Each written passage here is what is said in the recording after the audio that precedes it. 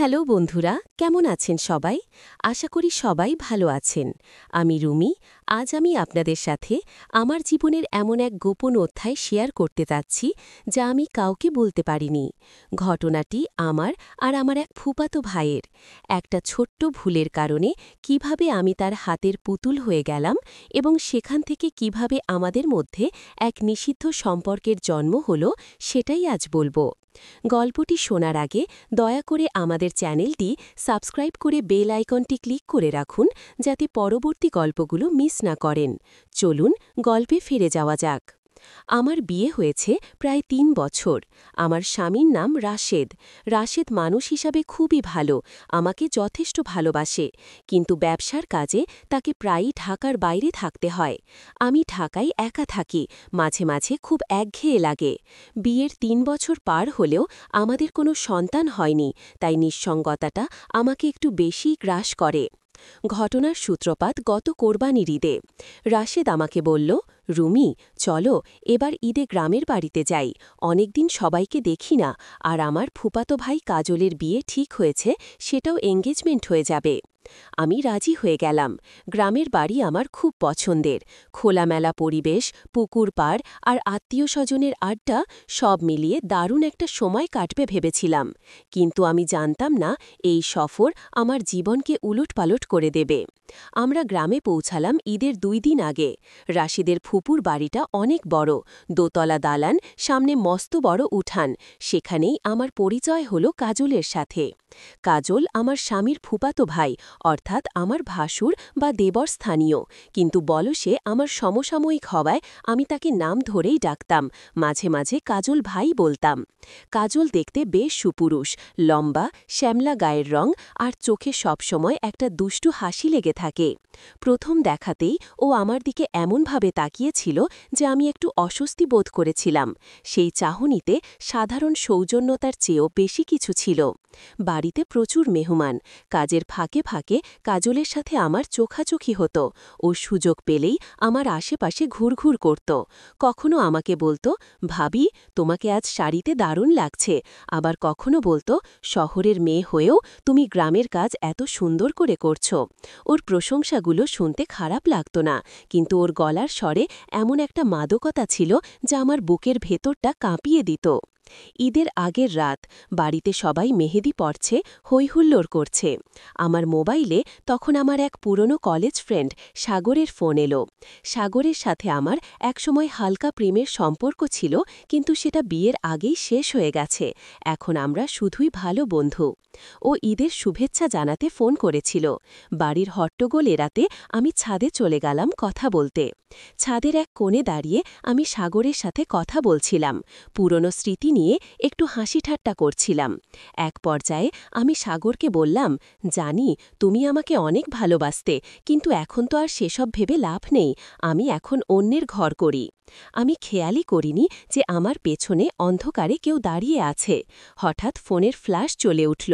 আমি চমকে পেছনে তাকালাম, দেখি কাজল দাঁড়িয়ে আছে, হাতে স্মার্টফোন, তার মুখে সেই চেনা বাঁকা হাসি। আমি ফোন কেটে দিয়ে বললাম, কাজল ভাই, তুমি এখানে কখন এলে? কাজল ধীর পায়ে আমার দিকে এগিয়ে এলো, বলল, আমি তো অনেকক্ষণ ধরেই আছি ভাবি, আর তোমার সব কথা রেকর্ডও করে নিয়েছি। আমার পা থেকে মাথা পর্যন্ত ভয়ের একটা শীতল স্রোত বয়ে গেল। আমি তোতলামি করে বললাম, মানে, কি রেকর্ড করেছ? কাজল তার ফোনটা আমার চোখের সামনে নাড়াতে নাড়াতে বলল, এই যে তুমি তোমার প্রেমিকের সাথে ফিসফিস করে যা বললে, তুমি আমাকে অনেক ভালোবাসতে। রাশেদ ভাই যদি শোনে যে তুমি এখনও পুরনো প্রেমিকের সাথে এসব কথা বলো, তখন কি হবে ভাবি? ভাই তো তোমাকে অন্ধের মতো বিশ্বাস করে। আমি ওর হাতটা ধরার চেষ্টা করলাম, প্লিজ কাজল, তুমি ভুল বুঝছ, ও জাস্ট ফ্রেন্ড, তুমি এটা ডিলিট করে দাও। কাজল আমার হাতটা ছাড়িয়ে নিয়ে আমার খুব কাছে এসে দাঁড়ালো, এত কাছে যে ওর নিঃশ্বাসের শব্দ আমি শুনতে পাচ্ছিলাম। ও ফিসফিস করে বলল, ডিলিট তো করতে পারি ভাবি, কিন্তু তার বিনিময়ে আমাকে খুশি করতে হবে। আমি পিছিয়ে যাওয়ার চেষ্টা করলাম, কিন্তু পেছনে ছাদের রেলিং। কাজল আমার দুই পাশে হাত রেখে আমাকে লক করে ফেলল। ওর চোখের দিকে তাকিয়ে আমি বুঝতে পারলাম ও আজ অন্য মতলব নিয়ে এসেছে। ওর দৃষ্টি আমার মুখের ওপর গলার কাছে আর বুকের ওপর ঘোরাফেরা করছিল। আমি কাপা গলায় বললাম, কি চাও তুমি? কাজল আমার কানের কাছে মুখ এনে বলল, তোমাকে চাই। এই কয়েকদিন তোমাকে দেখে আমি পাগল হয়ে গেছি। তোমার ওই হাসিমাখা মুখ আর শাড়ির ফাঁকে দেখা মাজাটা আমাকে রাতে ঘুমাতে দেয় না। আজ রাতে আমার ঘরে এসো, সব ডিলিট করে দেব। আমি ঘৃণা আর ভয়ে কুঁকড়ে গেলাম। ছি কাজল, আমি তোমার ভাইয়ের বউ, তুমি এটা কি বলছো? কাজল হাসল। ভাইয়ের বউ বলেই তো লোভটা বেশি। শোনো, এখন রাত 11টা, সবাই ঘুমালে রাত 1টায় আমার ঘরে আসবে। যদি না আসো, কাল সকালে এই রেকর্ডিং রাশেদ ভাইয়ের হোয়াটসঅ্যাপে চলে যাবে। বাকিটা তোমার ইচ্ছা। এই বলে ও চলে গেল। আমি ছাদে দাঁড়িয়ে থর থর করে কাঁপতে থাকলাম। আমার সংসার, আমার সম্মান, সব কিছু আজ হুমকির মুখে। আমি জানতাম রাশেদ আমাকে ভালোবাসে, কিন্তু সন্দেহ জিনিসটা খুব খারাপ, আর গ্রামের মানুষ যদি এসব শোনে আমাকে নিয়ে ছি ছি পড়ে যাবে। আমি অসহায় হয়ে পড়লাম। রাত 1টা, সবাই ঘুমিয়ে পড়েছে। রাশেদ সারাদিন জার্নি করে ক্লান্ত, সে গভীর ঘুমে। আমি বিছানা থেকে উঠলাম। মনে হচ্ছিল আমি কোনো জাহান্নামের দিকে পা বাড়াচ্ছি, কিন্তু আমার কাছে আর কোনো উপায় ছিল না। পা টিপে টিপে কাজলের ঘরের দিকে গেলাম। ওর ঘরটা নিচতলায়, একটু নির্জন দিকে। দরজাটা ভেজানো ছিল। আমি ঢুকতেই কাজল দরজাটা লক করে দিল। রুমের ভেতর আবছা আলো। কাজল খালি গায়ে শুধু একটা ট্রাউজার পরে দাঁড়িয়েছিল। ওর সুঠাম শরীর দেখে আমার লজ্জায় মাথা নিচু হয়ে গেল। কাজল আমার কাছে এসে দাঁড়ালো, বলল, আমি জানতাম তুমি আসবে। আমি বললাম, প্লিজ রেকর্ডিংটা ডিলিট করো, আমি এসেছি, এবার আমাকে যেতে দাও। কাজল আমার কোমরে হাত দিয়ে হ্যাঁচকা টানে আমাকে ওর শরীরের সাথে মিশিয়ে নিল। আমি ছিটকে সরে যেতে চাইলাম, কিন্তু ওর গায়ের জোরের কাছে আমি পারলাম না। ও বলল, এত তাড়া কিসের ভাবি, কেবল তো শুরু, তোমাকে একটু অনুভব করতে দাও। ওর স্পর্শে আমার শরীর ঘেন্নায় রিরি করে ওঠার কথা ছিল, কিন্তু অদ্ভুতভাবে আমার শরীরের ভেতর একটা অজানা শিহরণ জেগে উঠল। ও যখন আমার কোমরের খোলা অংশে হাত বোলাতে লাগল, আমার লোমকূপ দাঁড়িয়ে গেল। আমি নিজেকে সামলানোর চেষ্টা করলাম, কাজল প্লিজ এমন করো না। কাজল আমার কোনো কথায় কান দিল না। ও আমার ঘাড়ের কাছে মুখ ডুবিয়ে দিল। ওর গরম নিঃশ্বাস আমার ঘাড়ে লাগতেই আমার শরীর অবশ হয়ে আসতে লাগল। আমি চোখ বন্ধ করে ফেললাম। ও যখন আমার কানের লতিতে আলতো কামড় দিতেই আমার মুখ দিয়ে একটা অস্ফুট গোঙানি বেরিয়ে এলো। সেদিন রাতে আমি চাইলেও তাকে আটকাতে পারিনি, বরং আর জোরাজোরির এক পর্যায়ে আমি নিজেই কেমন যেন দুর্বল হয়ে পড়েছিলাম। ও যখন আমাকে বিছানায় ফেলে আমার ওপর ঝুঁকে এলো, তখন আমার মনে হলো আমি এক গভীর খাদে পড়ে যাচ্ছি। ওর বলিষ্ঠ হাতের স্পর্শ, বুকের ওপর ওর শরীরের ভার, সব মিলিয়ে এক নিষিদ্ধ উত্তেজনার সৃষ্টি হলো, যা আমি আগে কখনো রাশেদের কাছেও পাইনি। কাজল আমাকে আদর করতে করতে বলল, ভাবি, তুমি জানো না তুমি কত সুন্দর, তোমার এই নরম শরীরটা আমাকে পাগল করে দেয়। আমি তখন ঘোরের মধ্যে, আমার হাত দুটো অজান্তেই ওর পিঠ জড়িয়ে ধরল। ও যখন আমার ঠোঁটে ঠোঁট রাখল, আমি আর বাধা দিতে পারলাম না।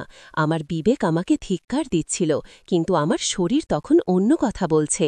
সেই রাতে আমাদের মধ্যে যা হলো তা সামাজিকভাবে পাপ, কিন্তু সেই মুহূর্তে মনে হচ্ছিল এটাই পৃথিবীর সবচেয়ে তীব্র অনুভূতি। পরদিন সকালে ঘুম থেকে উঠে আমার খুব অপরাধ বোধ হল। রাশেদের চোখের দিকে তাকাতে পারছিলাম না। কাজল আমাকে দেখে মুচকি হাসল, যেন আমাদের মধ্যে এক গভীর গোপন চুক্তি হয়েছে। সে আমাকে ইশারা করে বোঝালো ভিডিও ডিলিট করেছে। আমি স্বস্তি নিঃশ্বাস ফেললাম, ভাবলাম আপাত বিদায় হল, কিন্তু আমি ভুল ছিলাম। কাজল সেই যে স্বাদ পেয়েছে সেটা সে ছাড়তে চাইল না। আর সত্যি বলতে আমার নিজের ভেতরেও এক অদ্ভুত পরিবর্তন এসেছিল। কাজলের ওই বুনো আচরণ, ওর সেই জোড়াজড়ি, সব কিছুর প্রতি আমার একটা গোপন আকর্ষণ তৈরি হয়ে গিয়েছিল। 2 দিন পর দুপুরে, সবাই যখন দুপুরের ঘুমে, আমি রান্নাঘরে একা কাজ করছিলাম। কাজল চুপি চুপি রান্নাঘরে ঢুকে পড়ল। এসেই আমাকে পেছন থেকে জড়িয়ে ধরল। আমি চমকে গিয়ে বললাম, কি করছো, কেউ দেখে ফেলবে। কাজল আমার ঘাড়ে নাক খসতে খসতে বলল, দেখুক, আমি আর থাকতে পারছি না, তোমাকে আবার চাই। ওর হাত আমার শাড়ির আঁচল সরিয়ে পেটের ওপর বিচরণ করতে লাগল। ওর শরীরের উষ্ণতায় আমার শরীরও সাড়া দিয়ে উঠল। আমি বললাম, ছাড়ো, রাশেদ জেগে যাবে। কাজল আমার কানে ফিসফিস করে বলল, ভাই ঘুমাচ্ছে, চলো ছাদের সিঁড়ির কোঠায় যাই।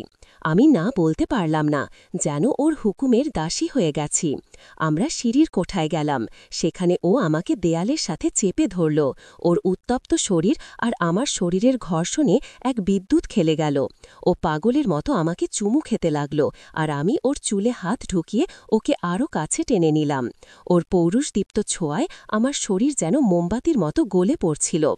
রাশেদের সাথে মিলনে যে তৃপ্তি আমি পাইনি, কাজলের এই নিষিদ্ধ ভয়ঙ্কর মিলনে আমি সেই অদ্ভুত সুখ খুঁজে পেলাম।